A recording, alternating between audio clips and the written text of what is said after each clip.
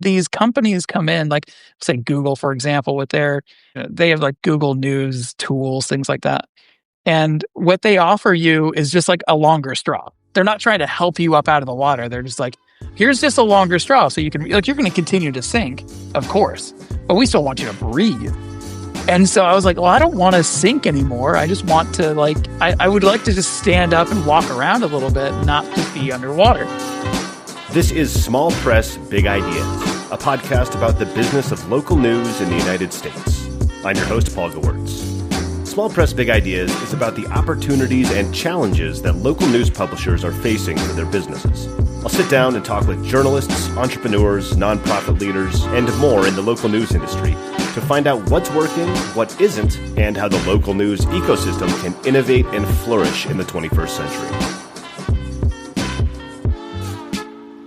All right, today on the podcast, I am joined by Paul Myers. Paul is the president and co-founder of Lantern AI and the executive editor of Mineral King Publishing in the San Joaquin Valley in California. And we had a really long, really cool conversation last week, so we decided to get on a podcast and put it out to the world also. So, Paul, thank you for joining me. Hey, man, happy to be here. I appreciate it. Yeah. So for the audience, I'd love if you could just give us a bit about your background, what led you into local media and Mineral King, and we can get to Lantern later probably, but just your kind of background in the local media space. Yeah. Yeah. So I fell backwards into media in general. I had gotten my education over at Fresno State with my bachelor's and master's in public administration. So I was planning on going into like policy and politics and government.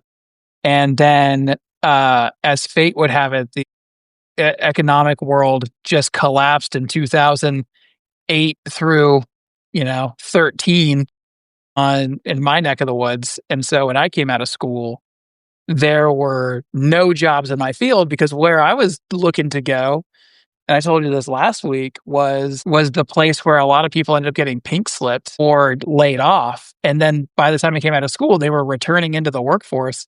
So their 10 to 15 years of experience was much greater than my 0. So it was really difficult for me to kind of break into that. And I had no connections in that space as it was because all those people were laid off whenever my mentorship opportunities were right in front of me. So I ended up going back to work my high school job at 23 and I was working at a golf course in my hometown. And then a buddy of mine started freelancing sports for the local paper. And I was like, I need money. Will they take me too?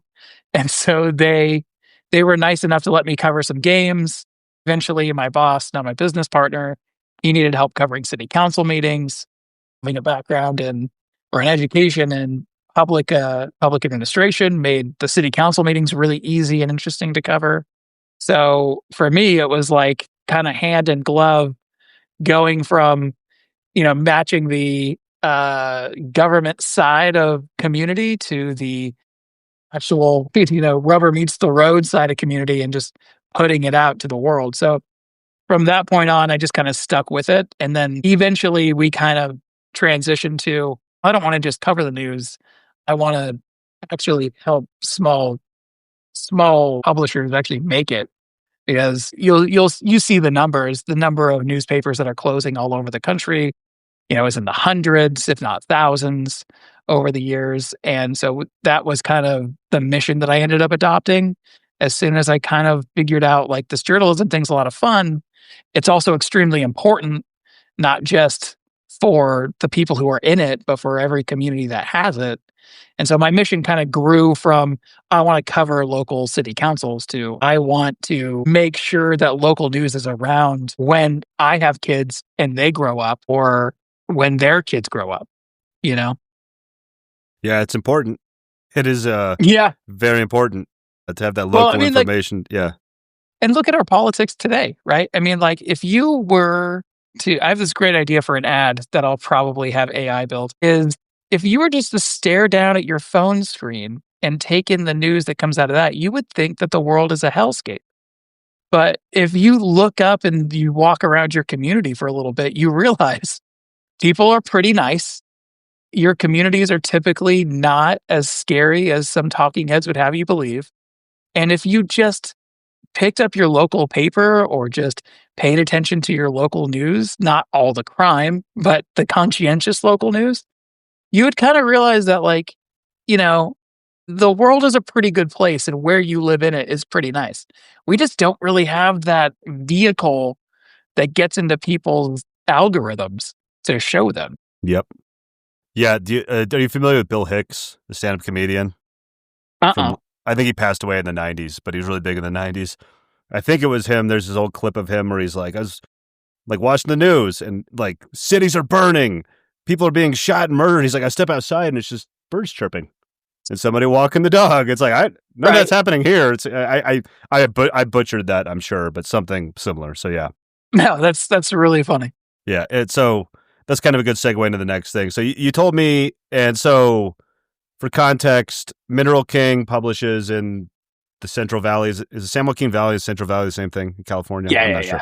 yeah. When I say the valley, it's the big one, not Right. the like every other valley people are talking about. Yeah. It's so, and you guys published there, and you told me in our initial conversation that if you can make local journalism sustainable in the Central Valley, you can make it work anywhere. So I'm just wondering if you could talk about that, what it is about your community that makes it such a proving ground for local news, and also maybe like the challenges you're facing, and if you could just talk about that, the business model. Yeah, so we publish in Tulare and Fresno counties, and so there's 8 counties that make up the Central Valley, but all of them they don't look exactly the same, but they definitely have their own benchmarks and hallmarks that, like, I could point out a valley town if you just showed me a city. And that's because there's so much agriculture here, and then there's so much government here in terms of, like, the economy, and then there's, like, a sliver of the economic pie that is, like, free enterprise.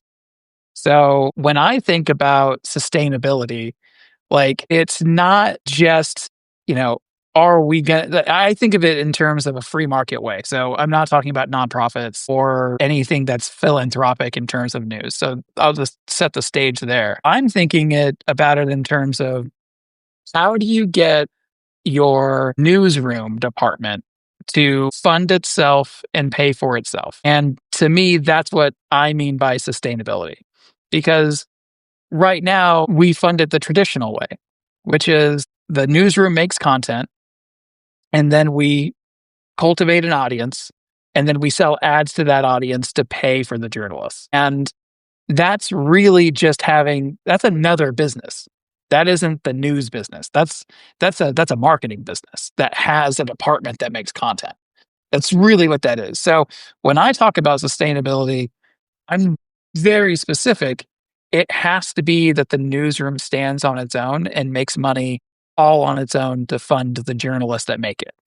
So if you didn't have a sales and marketing team to go out there and do outdoor sales or whatever, this newsroom still needs to make it.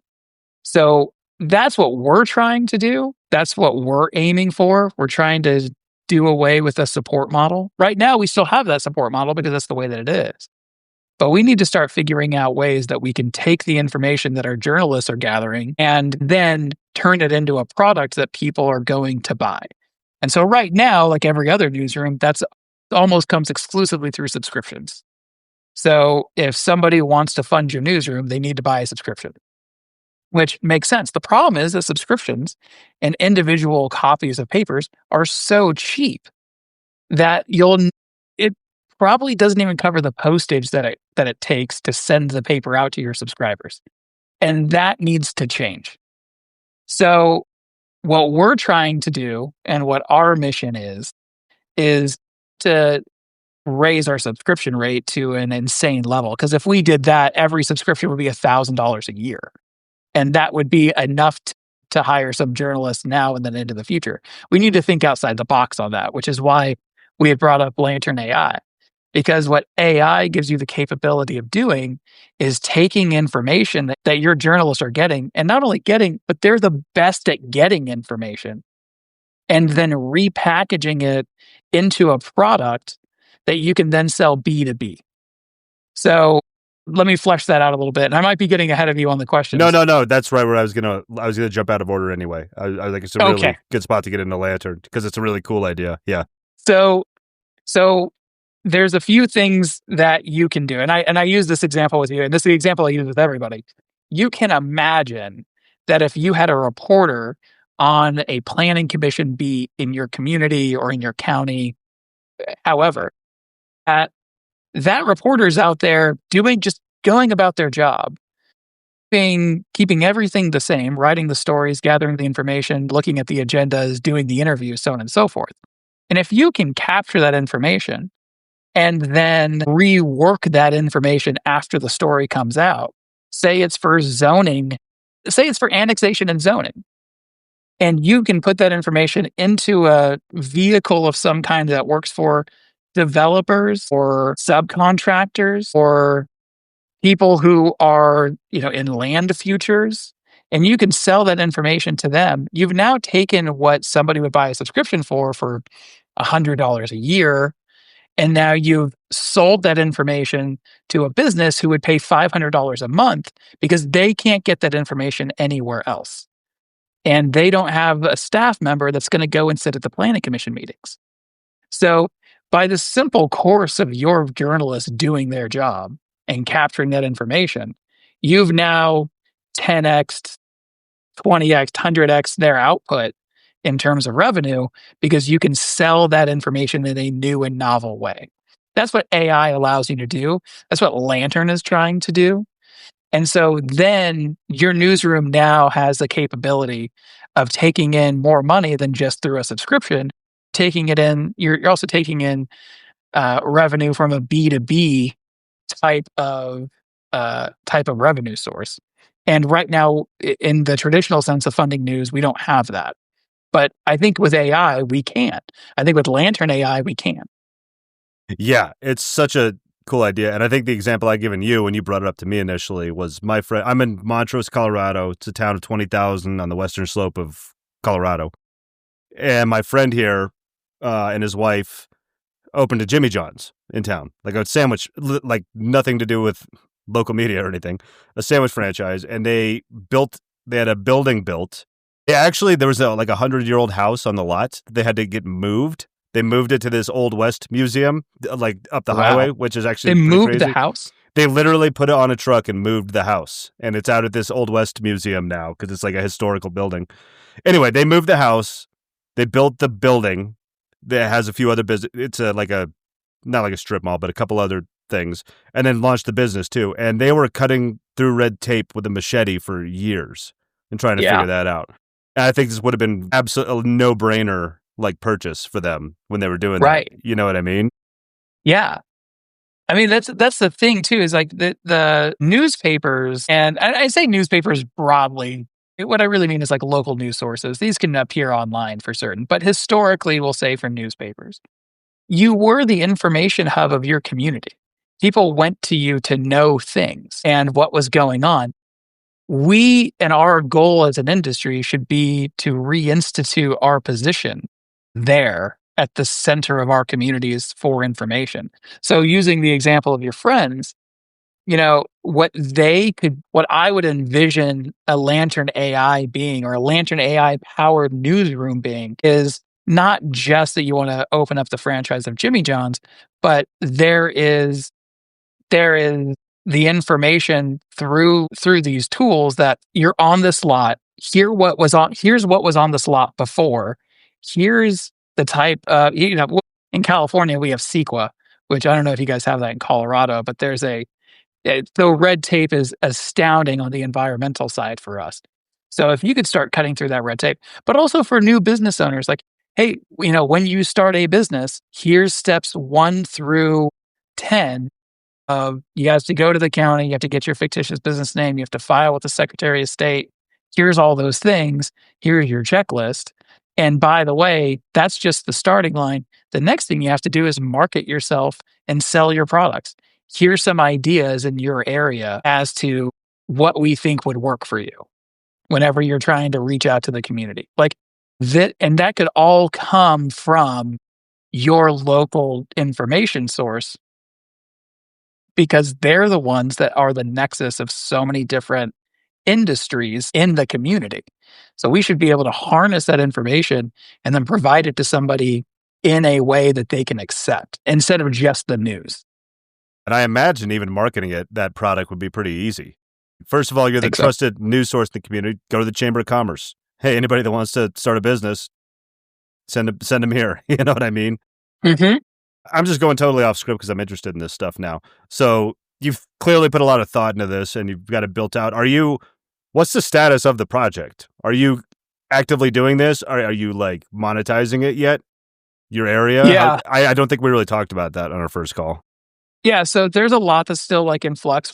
I mean, essentially, if you're gonna talk about it like a plane, we have the blueprint of the plane, and then we're kinda piecing together the engine and the propeller and then the wings, and all of that is a heavy lift on the technology side, Mm-hmm. and not because it's difficult to source this stuff per se. It's just that the most efficient way of doing it is constantly changing.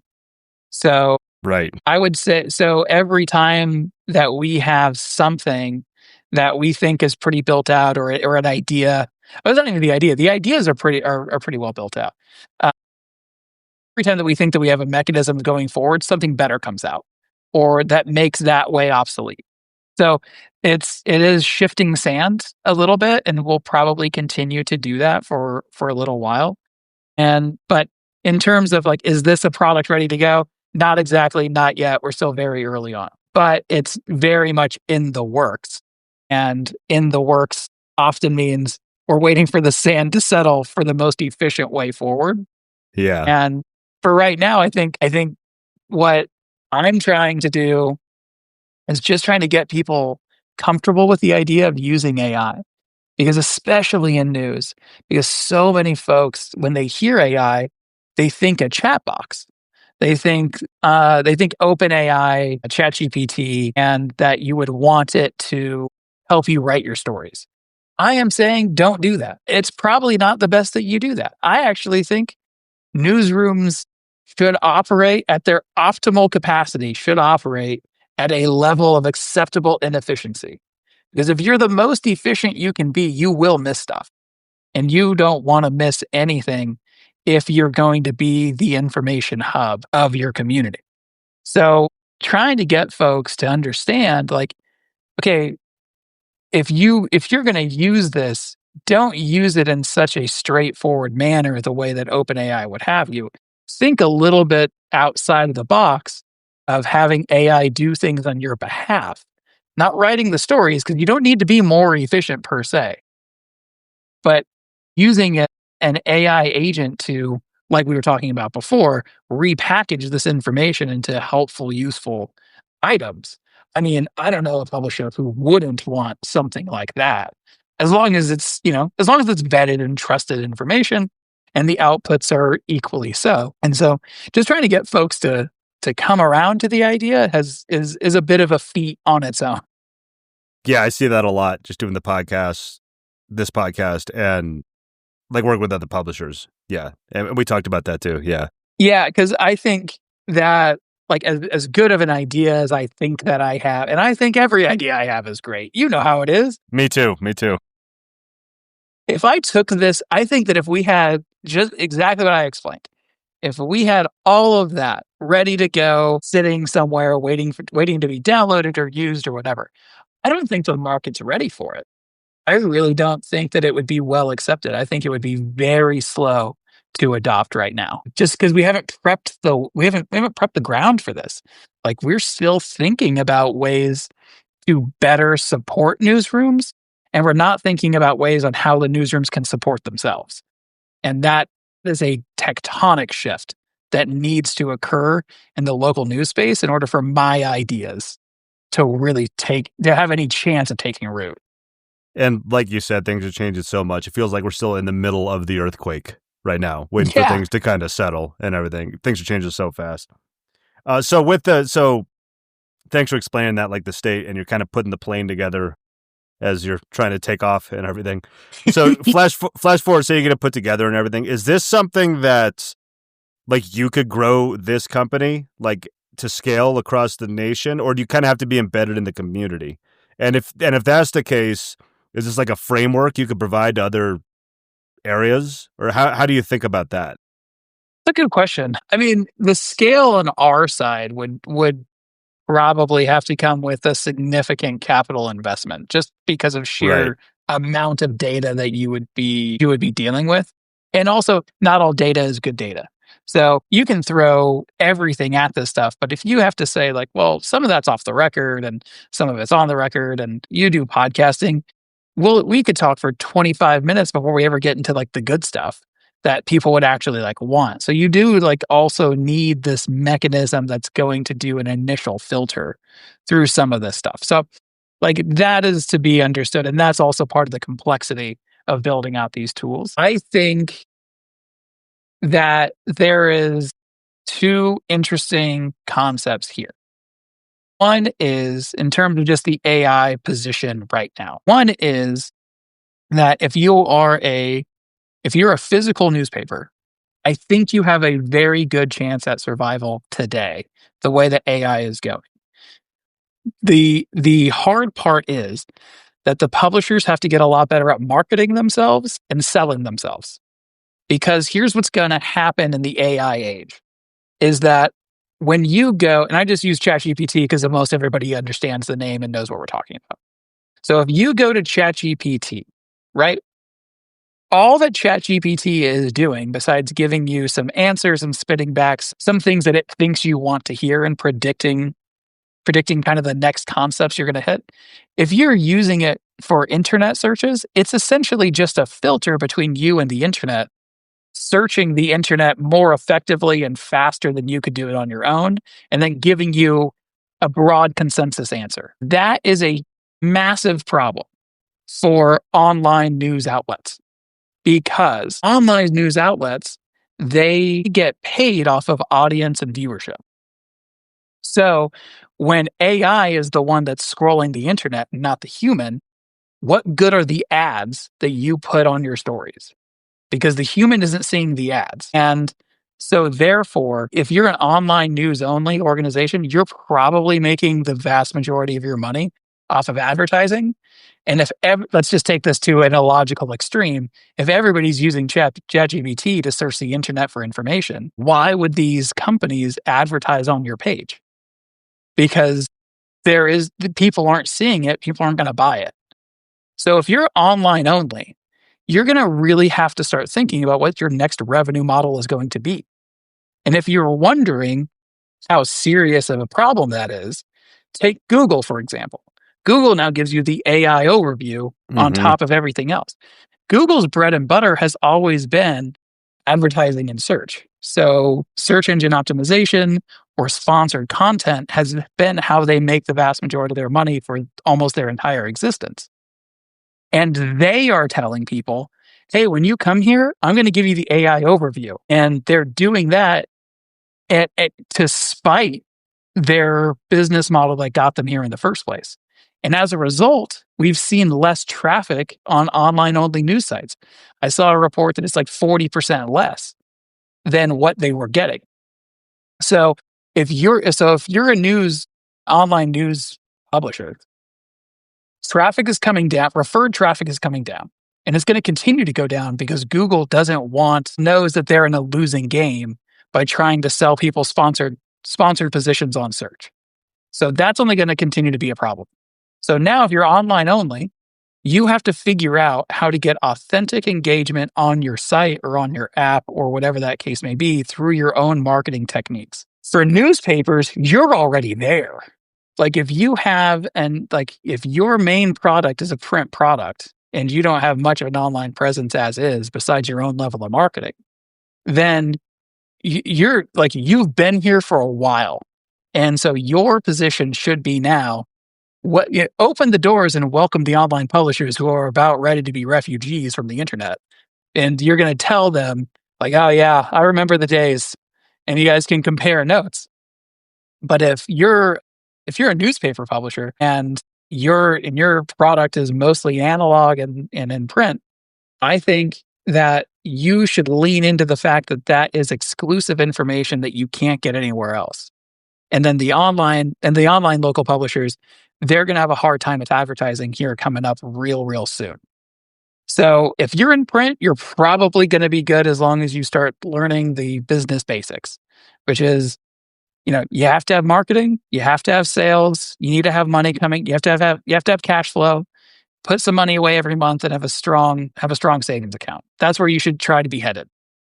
Yeah. If you're online and you're online only, you're going to have to start figuring out some new products and services that you're going to have to sell to make cash flow happen, because advertising is not going to be the future. Because if Google is leaving advertising, you should be worried. Yes.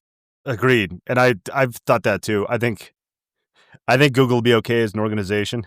They've still got Sure. Yeah. G Suite and they've got YouTube and all that stuff. But Yeah. search, yeah, I don't know about search. They had their money printer for decades, and yeah, they'll be Right. fine. I'm not too worried about them on this podcast. But so you just talked about like the business basics and kind of back to that sustainability piece. I think you mentioned in our first talk that a lot of the focus has been on giving local media companies a longer straw to drink out. And you said you don't want a longer straw, you want to stand up. I forget the exact metaphor you used. Yeah. So besides, like, I know you're working on Lantern, and clearly you think about this stuff a lot. What does that look like for you, you as a publication? What do you think about, like, in terms of revenue streams, and what else are Yeah. you thinking about? Yeah. It's a good example. So what was I was making honestly, the metaphor came out of me just making jokes with my Lantern co-founders, but also my business partner. So the Lantern co-founders are myself, my Mineral King Publishing business partner, Reggie Ellis, and then my friend, Ryan Clark. So we each own a third in the company. And we were talking with some publishers down in Ventura County, and we were talking about like just what what's being offered to local publishers to quote unquote sustainability. And I put it in quotes because I don't think that they actually want to see us be sustainable. I think that there's something that they're getting out of the deal. And so I think it was Ryan that said it. Pretty much every tool, like we're drowning in the swamp and like our heads below water, but we just have like a straw that reaches the surface so we can breathe. And then these companies come in, like say Google, for example, with they have like Google News tools, things like that. And what they offer you is just like a longer straw. They're not trying to help you up out of the water. They're just like, here's just a longer straw. So you can, like, you're going to continue to sink, of course, but we still want you to breathe. And so I was like, well, I don't want to sink anymore. I just want to, like, I would like to just stand up and walk around a little bit, not just be underwater. And so, what I am saying in that in particular is be very careful of the things that people are offering you to help you out, because they're not actually offering you a solution. They're just offering you a thing that is going to keep you around longer. Like you're still dying. You're still sinking, but like you're just prolonging the end with most of these tools. A really good example of this that I found was Comet. I want to say it was Perplexity. Yeah, I think it's Perplexity, which is an AI frontier company. They are offering small publishers a amount of money to scroll the internet, not the internet, but your page, your work. So if you're a publisher, you signed on for Comet, you would be paid an amount for allowing this AI frontier company to scroll your stuff. And I guess, maybe the term is crawl your I stuff. think that's it. Yeah, that sounds You right. understand what I'm saying. So the thing is, like, if that's not enough money, if they're not paying you enough money to fund even one journalist, it's not worth it. Because think about how far these tech companies have reached before. They did. I remember when the internet started, and I remember when the social media companies started, and nobody cared about local publishers at all. Facebook and Google did not care whether we were going to survive or not. And they came in and and with their ad tech model and took most of the advertising out of our communities, taking ad dollars and local dollars out of our communities. And we've gotten exactly what in return? Not only as publishers, but as communities. Now we have an AI company coming in and saying, like, well, we'll give you some of that money back, but in exchange, we're going to get this information.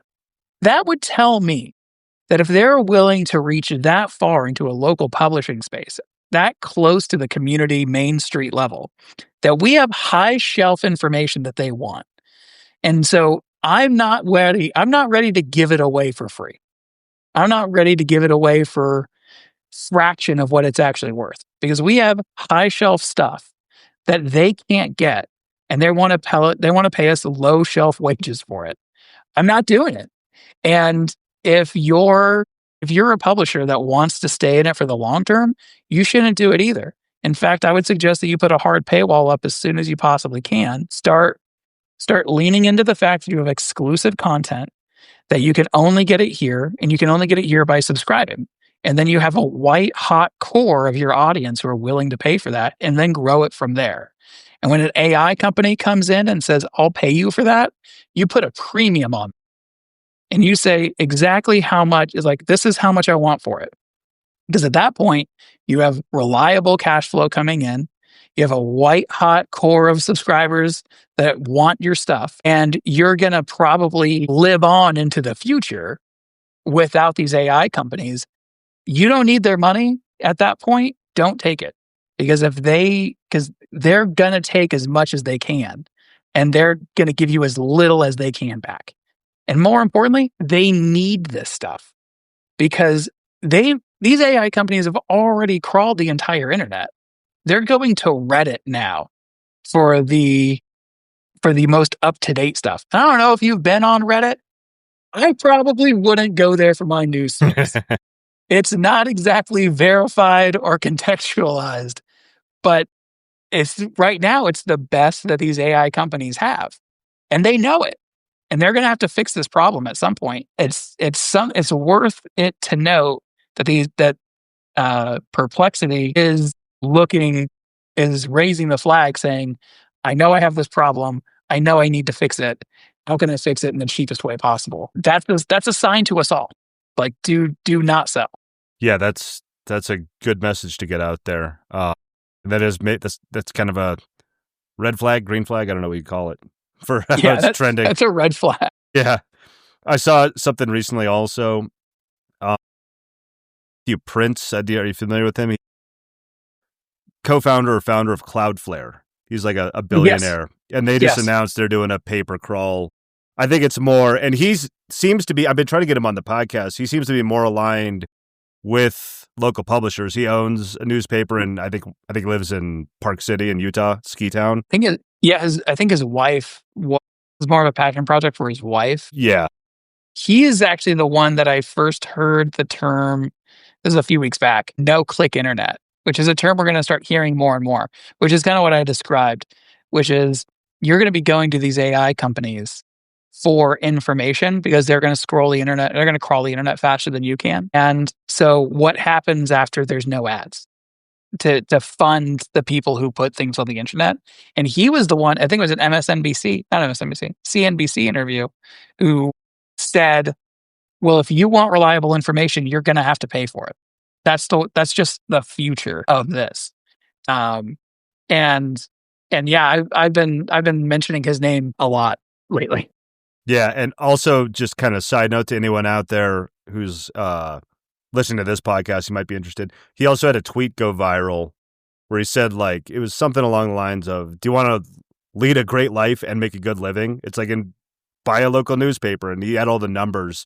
So you're not going to get rich, but you can make a comfortable living, be a big part of the community. And I think he even said, if you're looking for funding, reach out. So I'm like, that's kind of why I wanted to get him on the podcast too. I'm like, that'd be great. If we have a billionaire out there funding younger folks trying to get into space, that'd be really cool. That was what really interests me. So anybody I'll try and link to that tweet also in the show notes here. I mean, for the right price, I'm not saying that we shouldn't do it at all, but I'm saying that we shouldn't do it for nothing. Like, if it's not going to fund your reporters, it just isn't worth it. That's just the way we should look at it.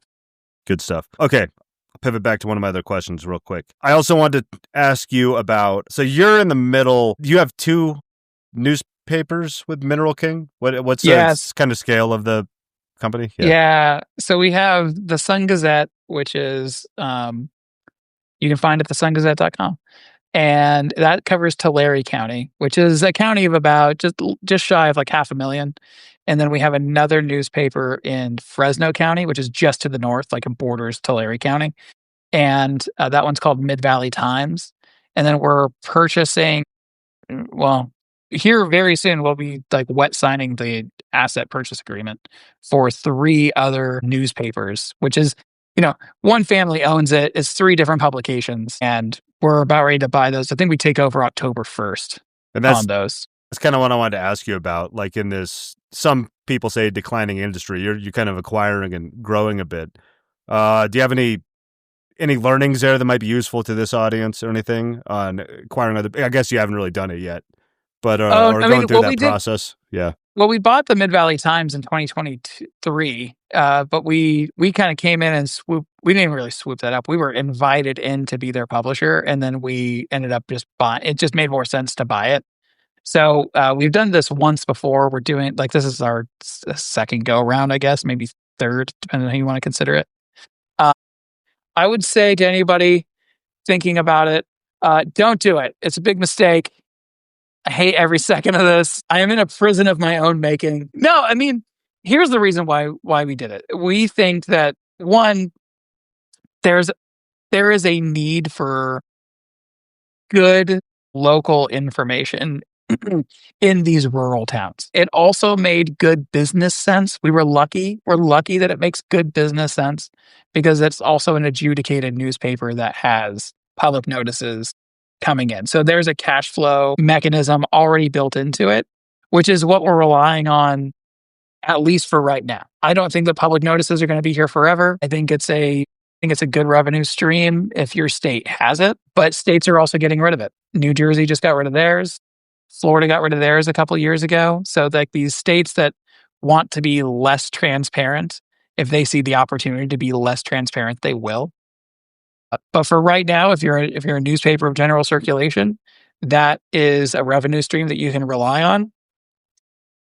So we see the opportunity of funding it now. We hope to fund it into the future with some of the ideas that we were just talking about earlier. And that's kind of the play here because in terms of AI, in case I haven't made this abundantly clear, AI is an information game. It's not an entertainment game. It's not an advertising game. It's an information game. And so the more information you have, the closer to the ground you are, the better off you will be. And so we know that we think we're putting our chips down, that there are brighter days ahead for the local information economy, which is the local news economy. And so I'm very much hoping that we are getting in at the ground floor of a new era of information. And I think that if you're a conscientious newsroom and you're conscientious publishers, you'll do well because you're no longer now competing in what I call like the entertainment space, right? Because news currently is competing with the likes of Netflix and every other distraction that anybody has on their phone because that's how we fund this thing. We fund it through sponsored content or through advertising. But everybody has that with audiences around the globe or audiences in your backyard. So if you can remove yourself from that competition where we are definitely losing and put ourselves in the competition of information, well, now it's a whole different game with a whole different set of rules. And I like our chances there. So I'm all for it. I think if you're in a position to buy this thing and you can sustain it in the short term, there's brighter days ahead. Awesome. Yeah, I love the optimism, and I agree. That's why I run this podcast. Good. So this last one, and you've touched on a lot of this, but I want to ask it anyway. If another publisher came to you right now and said, Paul, how do we make this work in our community? What advice would you give them based on your experience and the way you're thinking about things? Say it's a traditional media, small to mid-sized local news publisher.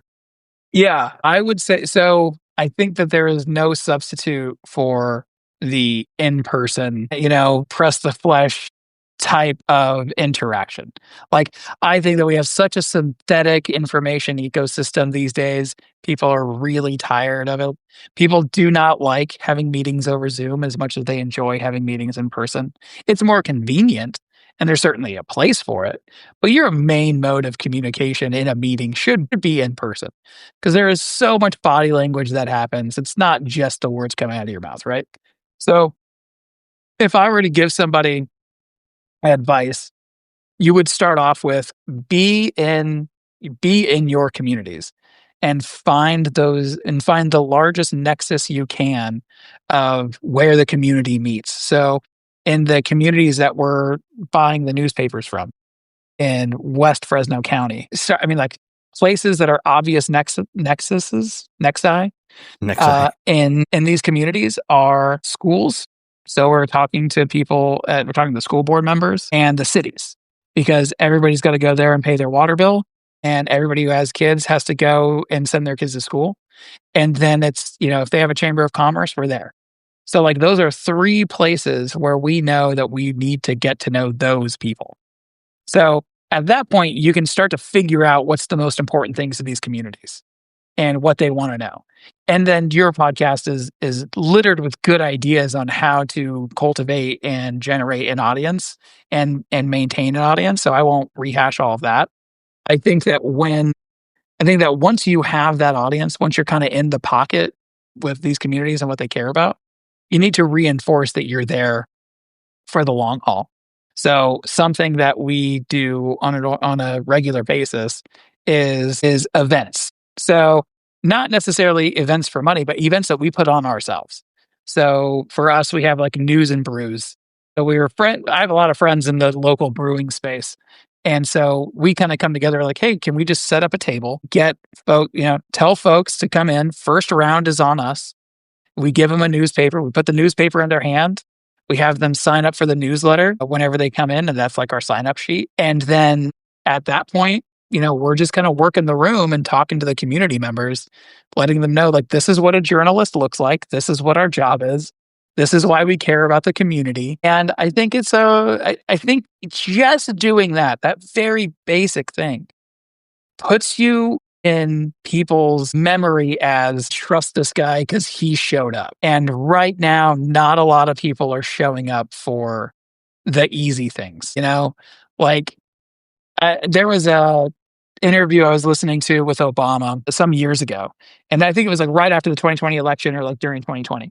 And he had said like how different the landscape is because whenever he was going out to, Iowa, he was talking with the local editor and that guy would write a story and be like, okay, I grilled him on the questions. I grilled him on the things that matter. Here's my perspective. And now that guy doesn't exist because that paper got shut down. Something like that. And now people are just listening to, I mean, where do you think they're getting their information from? Like they're going to get it from one of the national sources. And so like, and I don't know about you, but I don't really trust those guys to tell me Nope. what's best in my community. So by just being there, and sorry, and Obama had said too, he's like, I would run into people who said that they would never vote for me, but they liked me. And he's like, and that was enough. He's like, they wouldn't vote for me for this reason, that reason, or whatever, but they didn't think I was a bad guy. They just didn't agree with me. And so you could disagree without being disagreeable. And I think that we've lost that. And I think that if you show up and you hold these events and you invite people out, they'll come and meet you halfway. And then even if they don't like your coverage, or even if they think that you could do a little bit more with sports, and you explain to them why you can't or why you don't think it's important, they'll listen because you're right in front of them. It's really hard to be mad at somebody when they're right in front of you. Like you get a whole different feel. And so if you're going to do it, like that's really, you got to put in the footwork to actually do it. That's great. I really like the idea of the brews and news. That would get me. There's beer. Yeah. Okay, here, take all of my information. We do really well with those events. Well, look at you and I. We look the same. We're both the guys going to the microbreweries. Awesome. All right, Paul, this has been great. Can you tell people where they can find you online? You, Mineral King, Lantern, anything else you want to put out there or promote or have me link to? Yeah, so they can find me on LinkedIn. Just type in Paul Myers, Myers. Please do not type in Meyers. You will go to a different Paul somewhere else on earth. I don't know how those guys got the predominant name spelling that they did. Their marketing machine was better than mine.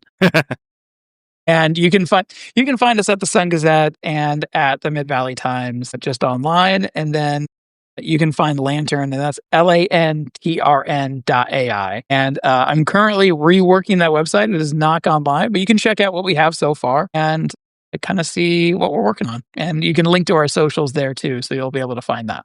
Awesome. Yeah. I'll have some clickable links for all that stuff in the show notes. Thank Well, you so Paul, much. I appreciate it. yeah. Thank you. It was a pleasure once again, and we'll stay in touch, man. Thanks for being Of here course. with me. Yeah. Thanks, man.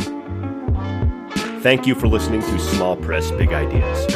You can subscribe on Apple Podcasts, Spotify, or wherever you listen to podcasts. If you'd like to help the show, the best thing you can do is to tell a friend or colleague and just take a few minutes to leave a rating and a review on whatever platform you're listening to right now. It only takes a minute out of your day, but it really does help the podcast grow and reach more ears. Check back for new episodes every Monday.